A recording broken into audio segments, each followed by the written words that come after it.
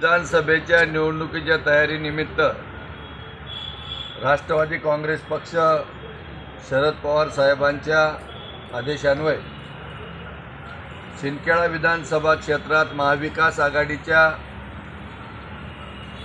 गाव भेटीच्या कार्यक्रमात मी वायपूर गावाला गेलो असता तिथल्या स्थानिक कार्यकर्त्यांनी प्रचंड असा प्रतिसाद दिल्यामुळे 8 तारखेला कार्यक्रम झाला आणि त्याचा राग येऊन स्थानिक आमदारांनी त्यांच्या कर्मचाऱ्याला लावून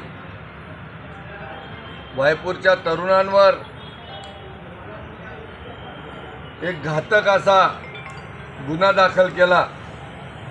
दरोड्यासारखा गुन्हा दाखल करून तरुणांना अटकवण्याचा प्रयत्न केला आणि तो गुन्हा शिंदखेडा पोलीस स्टेशनला दाखल झाला।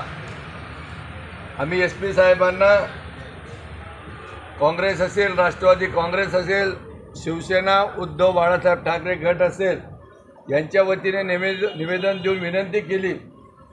आणि हे गुन्हे, खोटे गुन्हे दाखल करण्याची परंपरा शिंदखेडा मतदारसंघात जुनी आहे आणि असे खोटे गुन्हे दाखल करून लोकांचा आवाज दाबण्यासाठी हा प्रयत्न असतो, लोकशाहीचा खून करण्याचा हा प्रयत्न असतो आणि तो लोकशाहीचा खून झाला नाही पाहिजे। म्हणून आज आम्ही महाविकास आघाडीच्या तिघी पक्षाच्या वतीने आदरणीय SP साहेबांना निवेदन दिलं आणि SP साहेबांनी कबूल केलं की या गुन्ह्याची चौकशी करून तुम्हाला योग्य न्याय देण्यात येईल। आमदार जयकुमार रावल, भारतीय जनता पार्टी। तुम्हाला माहिती ना, सगळ्या पत्रकारांना माहिती किती गुन्हे दोंडाईच्या पोलीस स्टेशनला आहेत, किती शिंदखेडा पोलीस स्टेशनला आहेत।